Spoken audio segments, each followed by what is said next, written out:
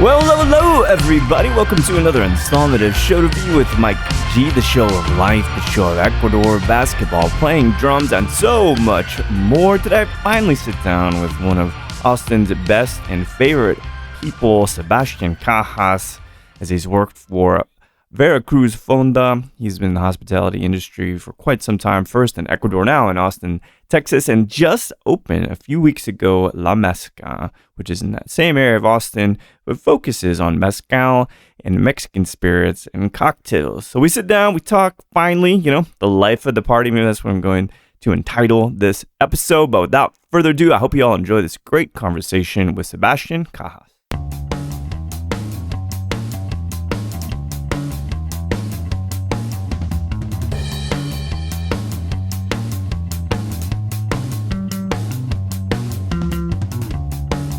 Yes, yeah. Oh my God, I can't even remember the name. But I used to play guitar. Oh, you play guitar too? Yes. I used to play a lot of guitar when I was like 12, maybe. Yeah, it runs in the family, musical things. Yeah. I have part of my mom's side of the family. There's a couple musicians that play piano. Yeah. And then from my dad's side, my grandma, she was a singer, a great no singer. Kidding, really? Yes. Did anybody do the music for a profession, or was it kind of more for hobby? No, just for fun. Did you have any aspirations to take it further? At some point, yes. Really? Yeah. Sometimes you start something. Like, I want to take it to the next level. Yeah, and I was right. like, ooh. So what was there something that stopped you? I used to play basketball as well in high school, college, and all that. I saw that. Let me see, because you're what, like 6'1"? Yes. So power forward or point guard? Point guard. Oh, okay, there we go. Yes. I didn't want to ask, but who's the greatest NBA player of all time? Oh man, Kobe. That's okay. Because it's almost generation, right? Yes. Kobe's maybe. I mean, I did have time. I mean, I watched MJ playing, yeah. So I remember those finals against Utah Jazz. Mm-hmm. Yeah. We used to watch that with my dad. I was like, oh wow! And then I saw him when he came back for the Wizards. Yes. But I always love Kobe. Kobe. Yeah, I'm a Jordan guy, but again, I think it's just it could be generational too, right? Because of the culture, sneaker culture. Which you work for Nike at some point too, right? Like in great Nikes here. The soles always. look great. Same. I mean, I'm not gonna take you into my closet, but there's a whole lot. Yes. You always Nikes. have the good shoes. But like, so it's what's interesting is that sneakers for me, and by extension, basketball and stuff, are this thing that because people don't always pay attention to what you're wearing, right? There's like, jeans, shirt, and stuff. But the sneakers are always my bit of bling, I guess you could say, Yes. What does Nike kind of mean for you? Not as a career, but like as a sneaker, does it represent your lifestyle? Does it represent Lifestyle? Yeah. Yes, exactly. And it's comfy. I feel cool. Like when I used to play, all my shoes were Nike when I used to play basketball as well. And I felt like, oh yeah, that's I amazing. got these now. I have a new one, so I'm the same way, but I'm obviously too short to play basketball. Even though I liked playing it, but it's just one of those things. And no, I don't work for Nike. Now I guess I do because I always wear Nike. So you're part of the company. I'm part of the company. They know that somewhere. Exactly. They're tracking me in the sneakers app and stuff. Yeah. That's right. Yes. that fucking guy always with the shoes. Well, so there's so many things that I wanted to talk about. Obviously, Mezca is the most recent chapter, but something I want to kind of zoom out because I have a lot of friends that are from varying parts of the world, right? One of my best friends is from Japan, and so I get a bit of insight into what's going on in Japan socially, politically from her. She's here on a green card, and you come to mind. Jesus Verde comes to mind from Venezuela and stuff. And you've been in the States for how many years now? Next month. Well, in December, it's going to be 8 years. 8 years. Yes. Okay. And things have changed it's not really about politics, but it's about kind of an us-them perspective I see now, right? And you coming from Ecuador in those 8 years, have you seen the shift? I don't want to use really loaded words, even though I do believe it's kind of rooted in certain kind of terrible human characteristics. Does it feel as welcoming now? Now, Austin's different, but just the United States itself, do you feel any kind of difference as someone who came in? That's a very nice question. So I've been back 2 times already into Quito, to Ecuador. And yeah, it still feels like very welcoming. Yeah, like, good. Even when everything is going on with politics and all the news and crime and stuff, especially in Quito, is very safe. Yeah. Like, as every place in the world just depends where you at, what time you walk in, and all that. But yeah, it just feels nice when I'm back. You can feel we have that. We're very warm and like welcoming. Right? Very, very, very. So it's nice. You go to the tienda, the store, and it's like, "Hi, buenas, señor. Yeah. How are you? Good. Awesome. Everybody say hi. Everybody have a great day. You too." So that feels nice, which is also my favorite part of Austin. Yeah. The southern hospitality is real. Like, I was like, oh, is that a thing? But yes, walking the streets here and just say hi, and the highs come back. Yeah. It's just great. I love that. It's hard because Austin's not necessarily, well, I guess in a way it's a little bit of a bubble with regard to like Texas overall, right? And so here we support each other and all of the diversity, the different kinds of walks of life of people. But it is strange. Does it ever get you down? I feel that even not as someone that comes from a different country, I was born in fucking New Mexico or whatever, but still I feel like that heaviness of people just not being able to unify. It's just us versus them, Oof. These last years, I've been noticing a little bit of that, but there's still that small group, especially with the hospitality. That's right. Yeah. People, the community is just very tight, and they support everybody, and people from all over the place that work in the industry for a long time, and somebody comes from a different city that knows somebody else. That's right. Yeah. And it's like, oh my God, yes, you need a job, let's go. It's part of the club, right? It's amazing. Yeah. So that's another bubble in this bubble. No, and I'm really glad you mentioned it because I live kind of 2 lives, if you will, professionally, right? One is pretty well entrenched in booze and hospitality and all that in the podcast, and then the other, which is really heavily based in tech, as Jesus, same kind of that same kind of duality, right?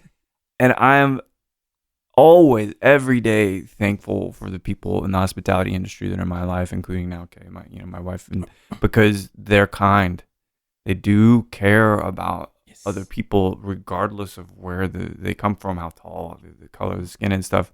And tech's not exactly like that. You know what I mean? It's not as embracing and it's not as hospitable. So I think you're right that despite the heft and the heaviness of some things going around us, you think of people like yourself. I think of Antonio, right? Sometimes just because I know we're all mates, and the sarcasm is great. Yes, and also the acceptance is great. And it's something, the part that they accept you like who you are, and you can be yourself in front of them, because sometimes, behind the bar or anything, sometimes we gotta play a little role, right? Role, yeah. yes. Yeah.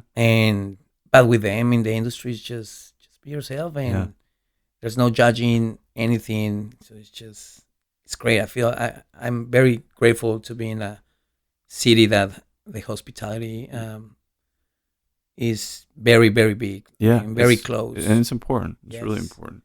So then, then I think, you grow up relatively tall. You can play some basketball. You played in college. I also remember we were on the back cruise that Derek set up, rest in peace. And you had mentioned being in the jungle doing some studies as well, if I recall correctly. So, all right. So I'm trying to paint these things and kind of say, what the hell did Sebas do? Like, what did he do? How did he get here? What kind of serpentine journey has he had?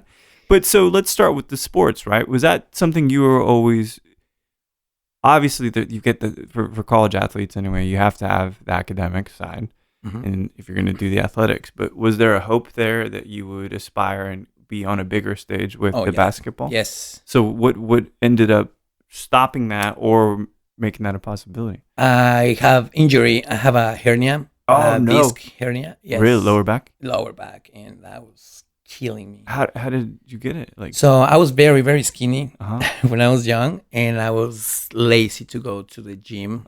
So I didn't have much muscle. That's what they told me. And I love to play like contact. Yeah, so every time I see a big guy, I was like, let's go. I got him. I'm going for it.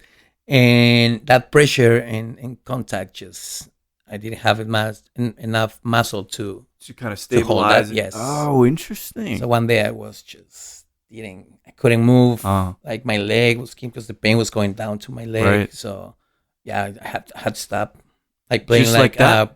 Like competitive. Yes. Was that in a college game or on a court somewhere? In college, yeah. Man, so just all of a sudden, the dream would you say that was your dream? Oh my God, yes. I want to play like. Man, I didn't know that it was that. I mean, I know that it popped up and the lifestyle and all of that. Well, so how are you feeling then? Not physically, but like, how do you deal with something like that emotionally when it's kind of ripped away from you? In a sense? That's interesting part. That was hard. Like seeing my teammates and other friends playing and go to the game and just be sitting there. Yeah. It was killing me. Yeah. But that's when hospitality came. Right. I was already working in a restaurant as a server, and I was studying ecotourism in college. And then I moved to hospitality, like fully hospitality in hotels. And I've just found my passion there. Really? Like, I like this. I'm talking with people, making them happy. And that makes me happy. So now we're back. Like I found a new stuff and a new passion. So yes, it makes sense. And how much of I consider you a very social person, and I think a lot of people we talk about being behind the bar. You have to kind of put on a role, right? Because you're helping other people. You be having a shit day, but still it doesn't really matter because you're putting this thing out. But just the general being around people and being social. I mean, I would say you're natural at it, but was that something you had to try at, or like it was just very easy for you? That was easy. Yeah, oh my God, I'm a little social butterfly. Yeah. Yes, I love being around people, meet new people. Yeah. Like just talk or listen. Just a lot of the things that I learn is because of that. I surround like people that know. Yeah. And I was like, oh, these guys know. I want to get close there and just listen. Their experience and stories and everything, knowledge. Just I'm gonna take it all in. Take these, but yes, I'm always social. Like since I was a kid, my mom was telling me like, knock it out. Yeah, like you have friends everywhere. Like and it's something natural. It's not something like, I'm gonna go out tonight and meet 10 people. Yeah. It's just happened. Oh, so all right, let me ask you, because this is not something I thought I would ask you, but I don't know that I'm as social as you, but I find people fascinating. So that's what kind of draws me into conversations with strangers sometimes, is we all have some path or something in common despite wanting to act like we don't have things in common, which I think is a lot of people do that. But it did in previous relationships of mine cause a problem because, to your point, there's that kind of phrase like you've never met a stranger, right? Does that ever cause kind of some tension, in that you're the social butterfly, you're out there, but also you're there with your loving wife and stuff? Is it that you both have that kind of same energy? Oh no, that's me. Yeah. Yeah.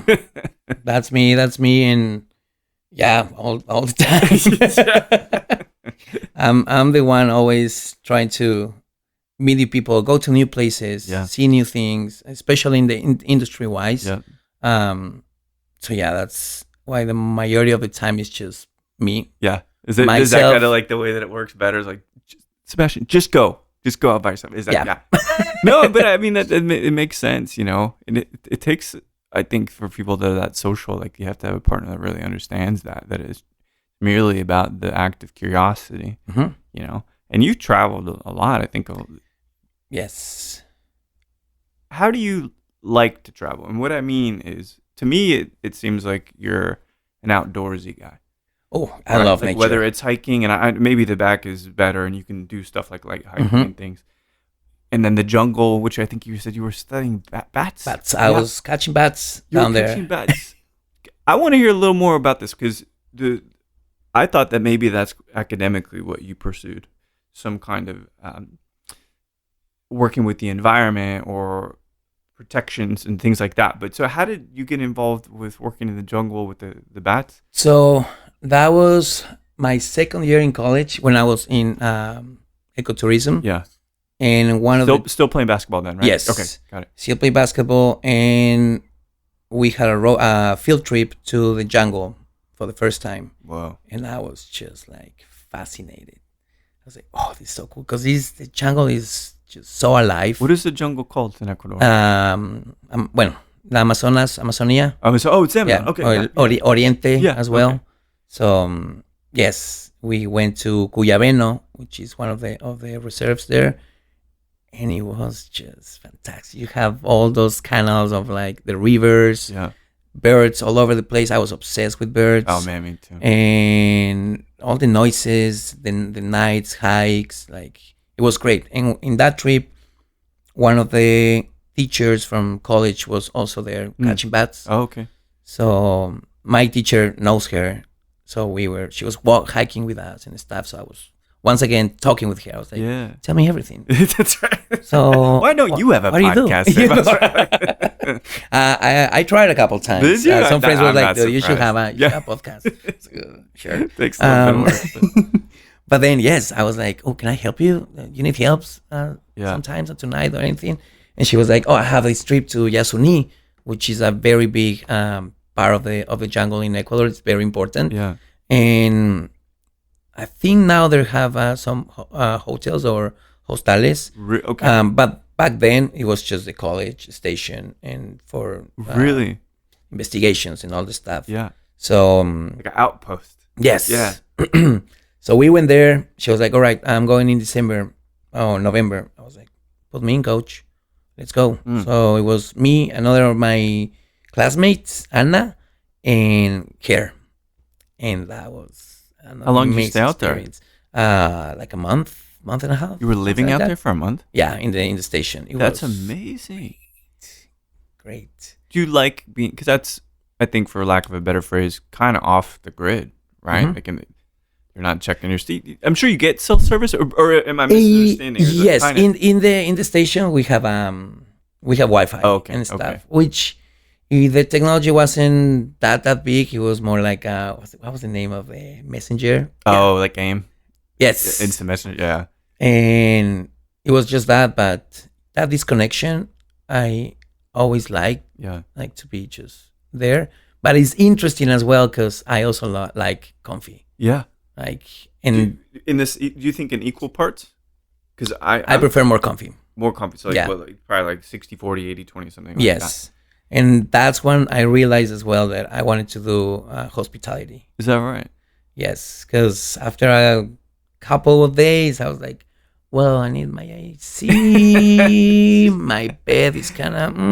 Right, yeah. So it's too hot, all right. It's a rainforest after all, right? Yeah. Yes, it's humid. And another friends that were studying hospitality, they were like, always stay in the cool hotels. That's right. I was like, maybe I want that. And also, what do I want to this for the future? Like, do I want to be just in the jungle and sometimes just by myself? But I want to talk with people. Yeah, like, I want to interact and also it's gonna be more hard to grow without that. To me, was if I don't have a piece of land to build a hostel, something like that. Yeah. Ecotourism, I'm going to be a guide.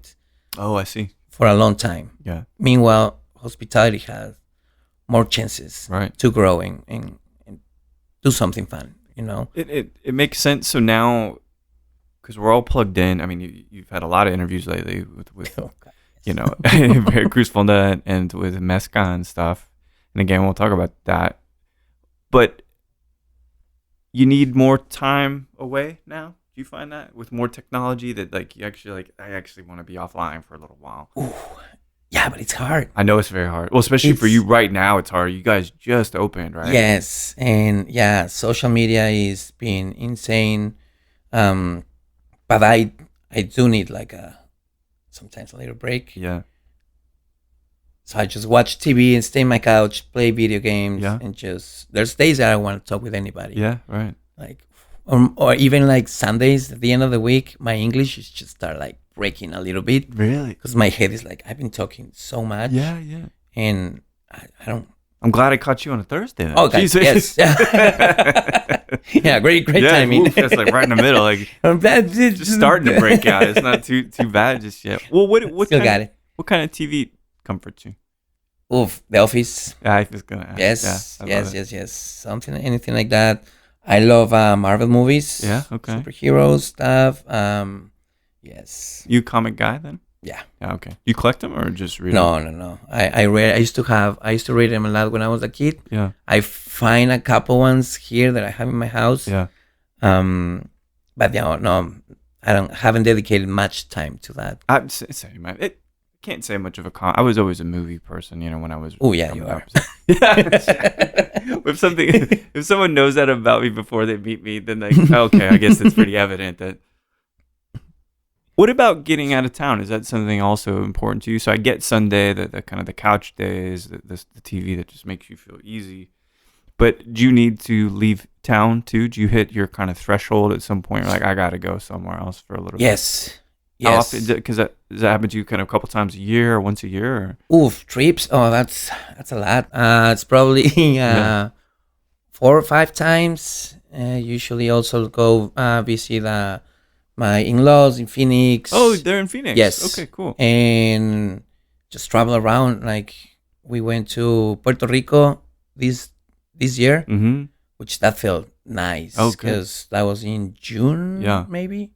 So I needed that little break. Yeah. And now actually I'm going back next month. Oh, cool. For the Puerto Rico Cocktail Week. Oh, good. Yes. So I'm excited for that one also because I am gonna have to do some work because I'm going with Bacardi. Yeah. But at the same time, it's like, I need this break. Yeah. I need this little disconnection with everything that last 3 months have happened. So yes, I'm excited. I'm bet. I'm always support that people need that space and the time off. Like at work, I always tell them like, if you just apply whatever that you need, I will never decline it. Like, you need that. You need to have your life outside of work too. That's gonna help you to creativity. Yeah. In your life, and also just being recharge that batteries. Perspective is really sometimes a hard thing to get. I always use kind of the analogy that if you're in a museum, right, and it's well lit, well curated, but every piece of art on the wall is just a square 12 by 12 white painting.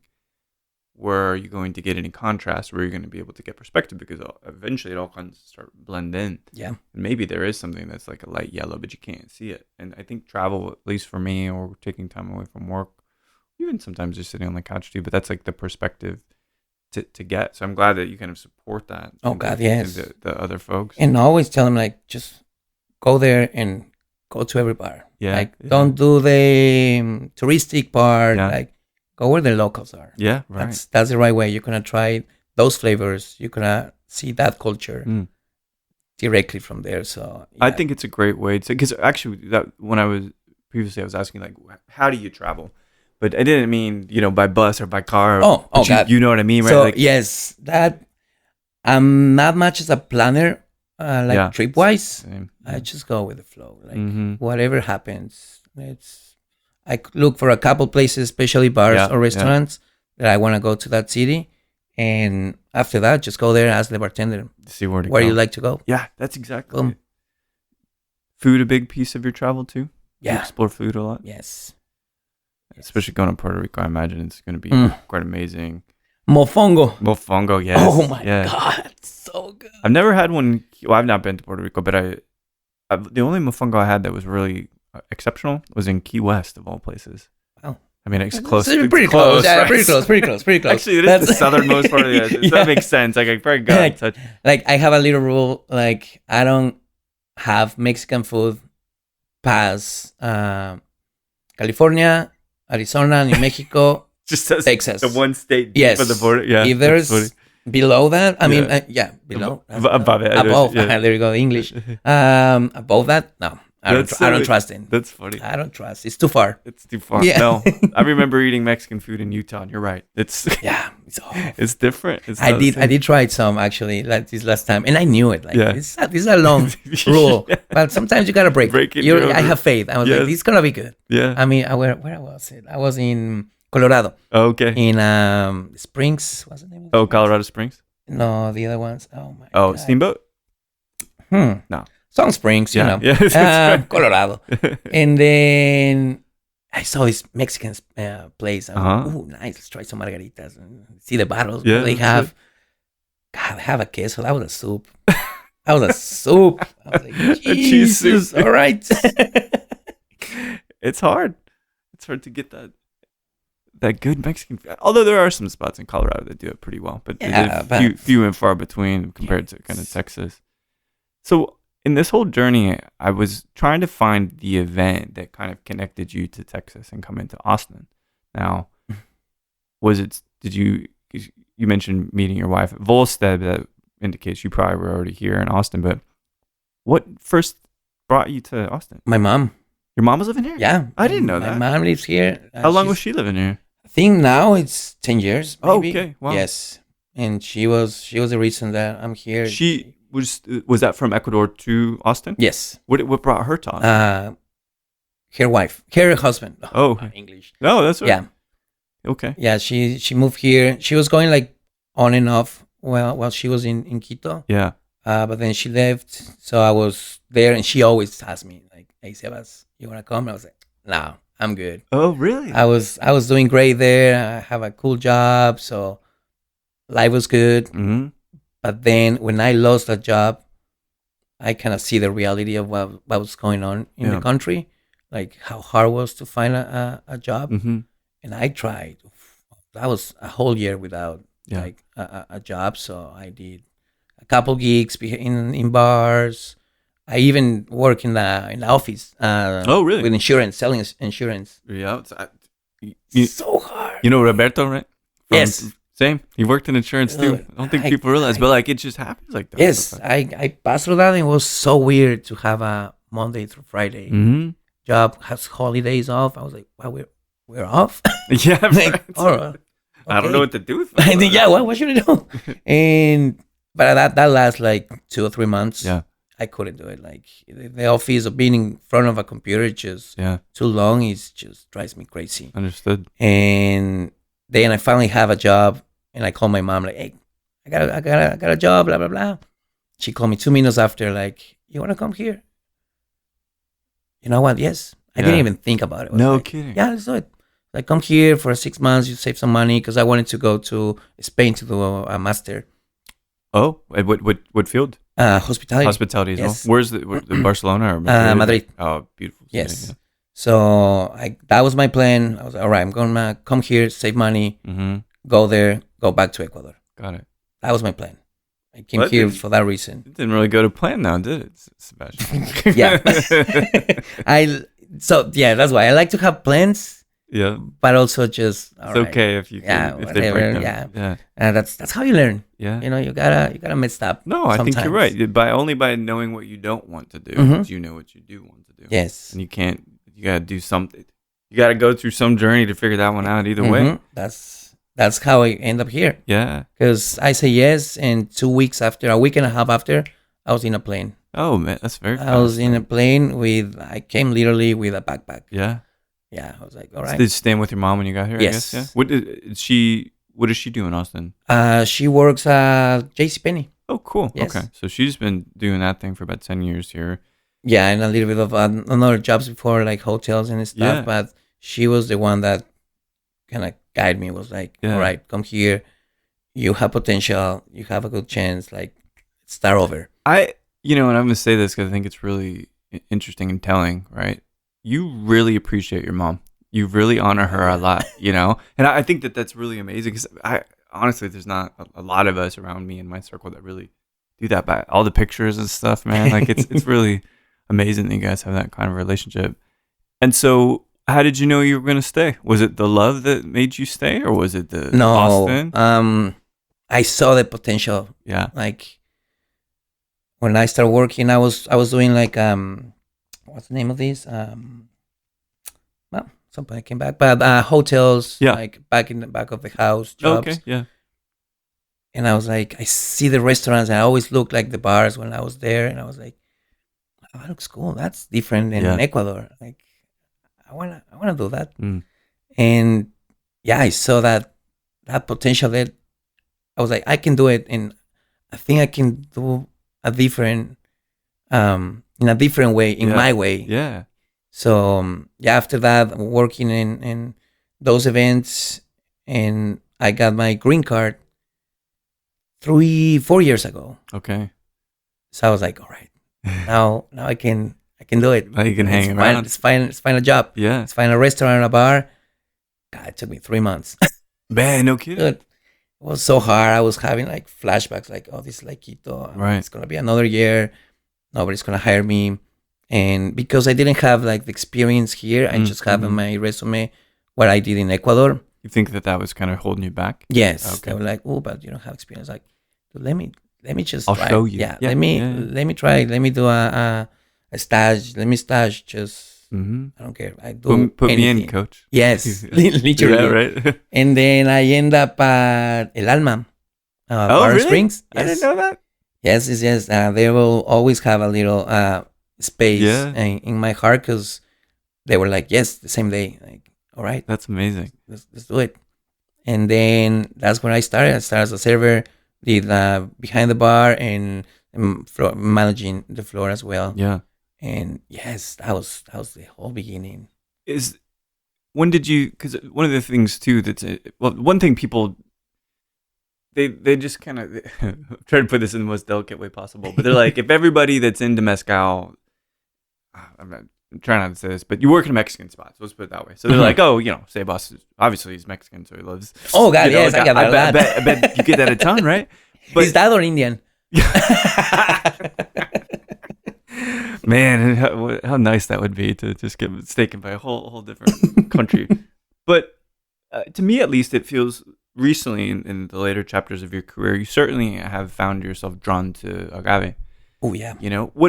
What was the first kind of real introduction that you're like, man, this is a category I want to get into? Quito. Yes. Really? 90% of my jobs is 16 years is being in Mexican restaurants. Oh, okay. Yes. So my first job was in a Mexican restaurant as well in Quito. Mm-hmm. And of course, they look tequila in a very different way. Yeah. We don't have the same bottles that we have here. Right. But to me, it was an interesting spirit. I was like, oh, those bottles are kind of cool. And the flavor is interesting. And I like the taste. Even when the ones that we have that are not the best. Yeah. I was always very interested in those. Like, I tried mezcal one day because somebody went to Mexico, one of the owners, and brought a bottle. I was like, oh, wait, what's the name of these? Yeah, right. Mezcal. Okay, so that stayed in my head, and I was just very curious. I was Googling and stuff and reading a little bit about it. But when I came here, I saw this is a whole monster of agaves. Yeah. Austin is just insane. There's so many people that knows about agaves and appreciate agaves. The culture is just fantastic, and that blew my mind. And that happened when I went to Perlas. Perlas. Yeah. Seeing the whole wall with bottles, I was like, oh man, I need to learn about this. I wanna learn hard. So that's when I was at my first year here. I was just going there, talking with the bartender, Ian, actually, when he was there. Yeah, I remember Ian, yeah. And yes, just listening and trying, seeing new bottles, labels. I was like, what is this? I haven't seen this one. Is that a new one? Yes, okay. So it's the most interesting category to me. And I make that's no secret. I talk about that a lot, but it is. And also, like, not just the juice, but what is behind the juice is what got me. I always appreciate cultures and stuff. So the way and the tradition that is behind each bottle, that was my main hook. It's crazy. And you use the word tradition, which I love, because tradition is never twice the same. Because you were just sipping a La Mata from Sonora, right? Yes. Like, I mean, do you think they distill the same way that they do in Matatlan? Like, the rhetorical question. Of course not. Same kind of water? Of course not. Same kind of plants? Of course Elevation? not. No. Elevation, right? So, do you think, in wine, I know you can be a master somm, right? And you can know damn near everything there is to know about wine.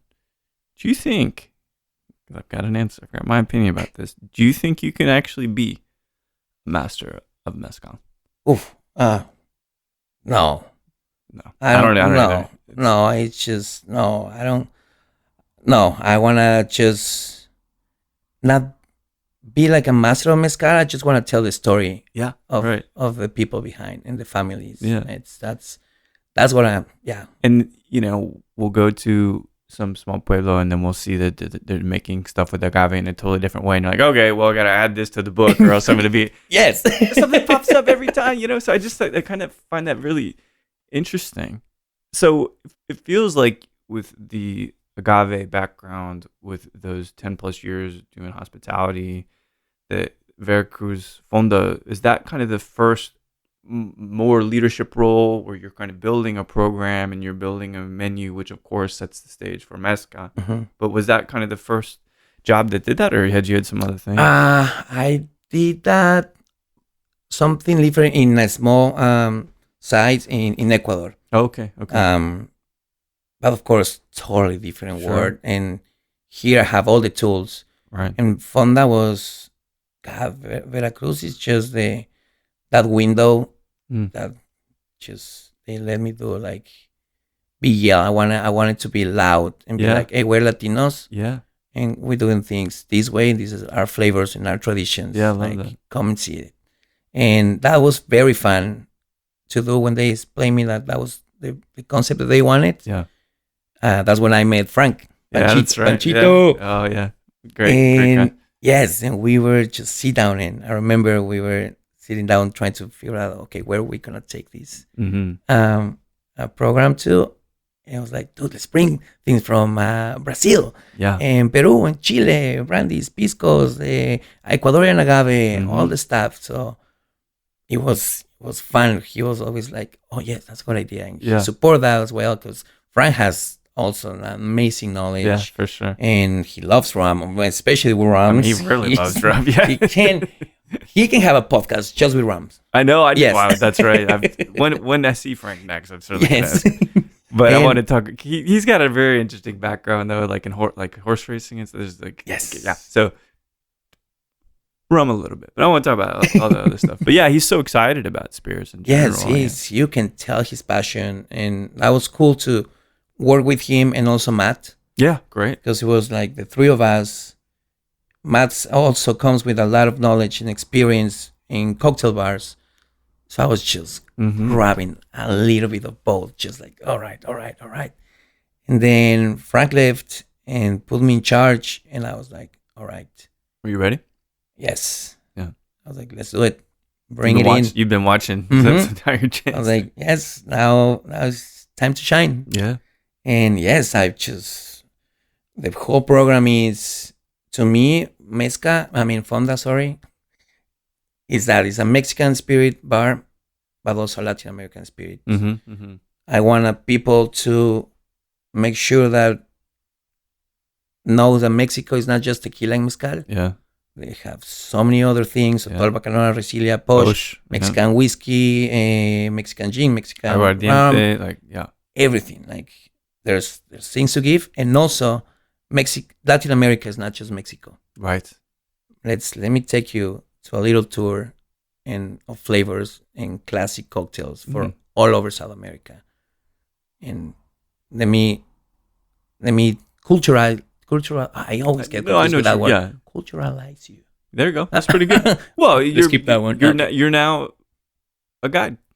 You talk about being a guide in the jungle, right? Like that you wanted to build something. So now you build something. and you come back and you're being a guide. So I think that's really beautiful, kind of full circle thing, from the days in the jungle to being behind the bar and helping bring people through Central America and Latin America, God, yes, and it was happened so fast too. Yeah, I know. Well, so then so with Mezca, right? Which again, you guys have only been open like 2 weeks. 3 weeks. 3 weeks.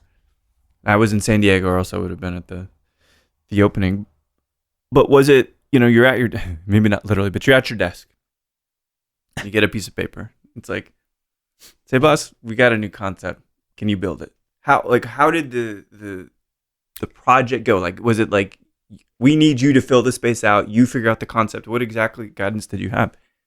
Wow. Okay. So they started with the idea actually last year. So I keep that in mind. I was like, all right, I want to do a mezcal. Actually, when Frank was there, so I was just start thinking, like, okay, how can it be? Yeah. And that whole time, every time I have a tasting of something, I separate. Like, I want this for la mezca, okay. And I want this for here. Yeah. And that's where I start kind of building a little idea. And I was like, okay, whenever they're ready, I'm going to have a plan. Yeah. So they came. I was like, all right, it's happening. Let's start working on it. It started as a consulting. You were consulting? Yes. Okay. So I was like, we're just going to do that. Help us build the program and hiring and training. And they didn't think it was going to be the same staff? And yeah. Oh. And then I was like, what if I'm already here? What if I'm here? I want to take control of both. Yeah. They were like, yeah, you sure? Yes, 150%. That's amazing. Let's go for it. So yes, I asked them, what do you like? What's your vision to the owners? Give me an idea, and then everything came. So you had a lot of freedom to build it out? Yes. Would you say you had just complete freedom? Amazing. What is the program and battles and cocktails? Yes. Yeah. And the service that I like, and I'm trying to figure out still the vibe. Yes, right.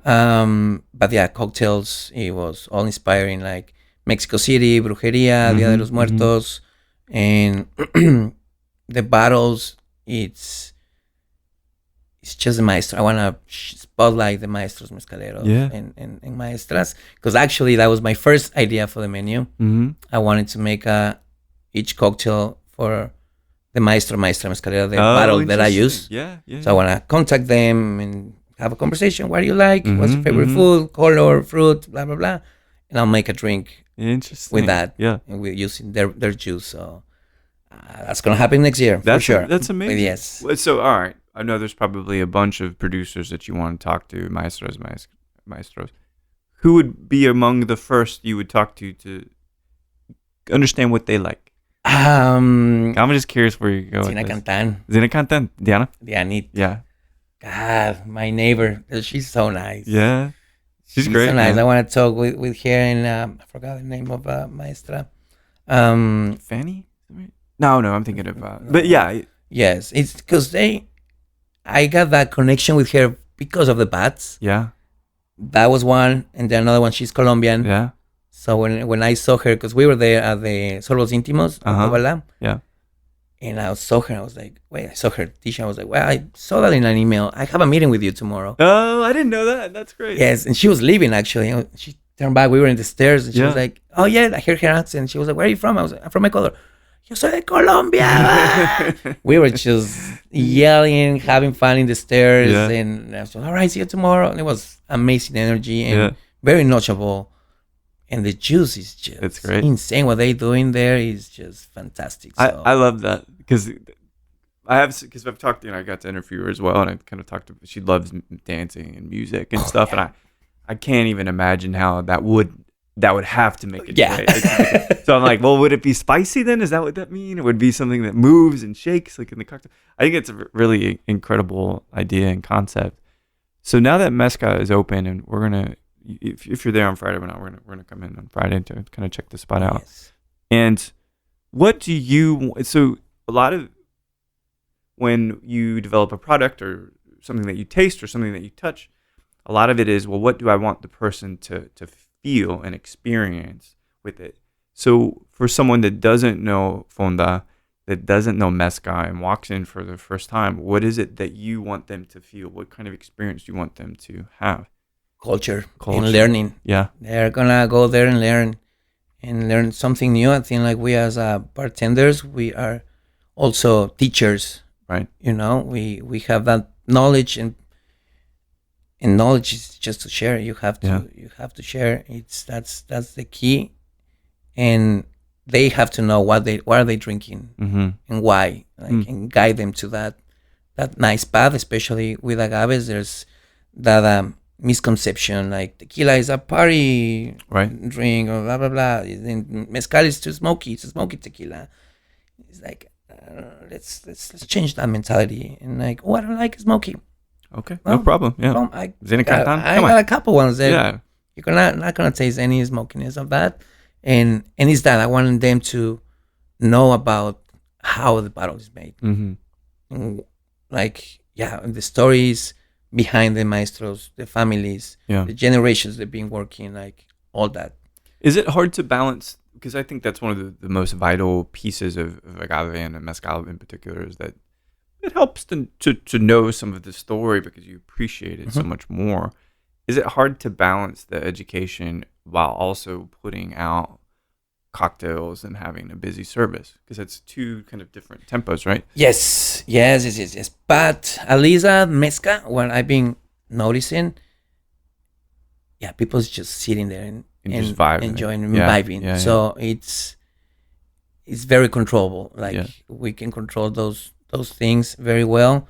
The staff is just fantastic. I've been very lucky with them, and they you can see their passion as well, because that's very important. You have to keep your team and staff motivated. Absolutely, and just learn something new. So we have tastings and trainings before we open, like for 2 weeks. Yeah, it's amazing. Tastings every bottle. So I brought all the bad boys to do the training. So that was fun, and also I wanted to see how they connect.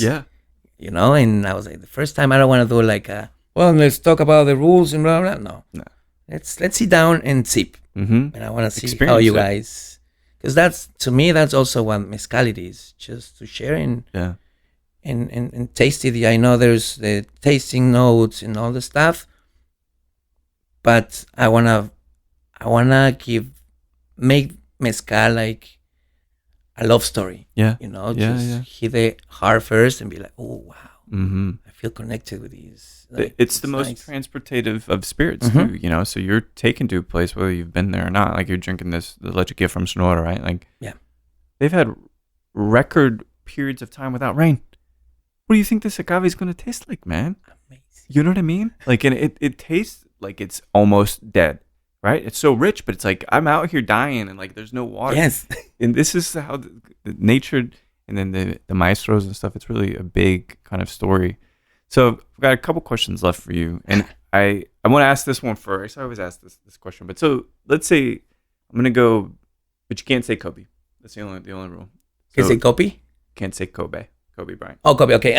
So you're having a mezcalito anywhere in the world, doesn't matter where, and you can sit down with an NBA player, living or deceased. Who would you like to have a mezcalito with? Oh, NBA player that I have a mezcalito with. Oh man, I don't know. The first name came to my head is probably Luca. Oh yeah, I'm probably an interesting dude. I mean, he seems like a nice guy, right? Yes. Where would you? Because is he still playing for Dallas? No, right? No, he's in LA. That's right. Okay.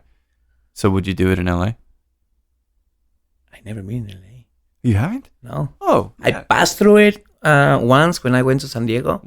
But no, I haven't. Okay. I do want to go. Because actually I have a plan to do. I want to do a little tour and do takeovers there. Oh, amazing. Just put Mezca and Fonda, because I want to do it with both names. Yeah. And put it on the map, and also. Do you, because that's something that's coming up. This is a separate question. I know Jesus kind of really did that by kind of making paper cut kind of almost like what would I call it? An incubator, right? Where he brings in these bar teams and things. That as a model, that like touring musician model, right? Like playing on different stages. Do you think that will continue to grow and we'll see more of that? Yes. Yeah. Absolutely. I think like what Jesus and Paper Cut is doing is fantastic. I love it.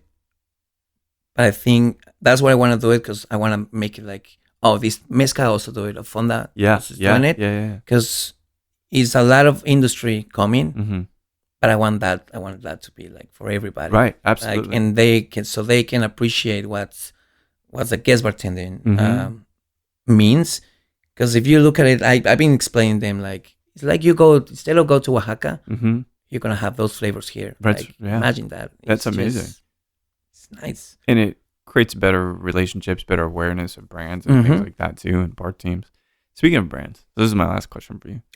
Don't worry, I could be in the hot seat. I try to, I don't, Howard Stern, whether you listen to his interviews, he's always just trying to get dirt, And I'm like, man, just who fucking cares about who you're sleeping with and like who you hate and stuff. There's really no point. Like, we can talk about that at a bar top, right? Also, not necessary that it's recorded forever. Yes. But I personally kind of see you maybe, because there's some brands you kind of like really speaking up about and things in a positive way that you support, right? And so I kind of am curious, to put this in a question, are you going to venture into brand work too at some point? Because and that's not a joke. I really do see that kind of like a natural transition for you. Potentially, I think so. I think that's I see that as the next step. Yeah. In the hospitality career. So yeah. Okay. That's what I was like, am I just reading into this? Because I read into stuff sometimes. I'm like, nah, I think you're gonna do brand work. It doesn't matter with who, but just in agave, I think I can see you doing that. Yeah, like you're having talks, aren't you? Yes. Yeah. Okay. I figured. Yeah.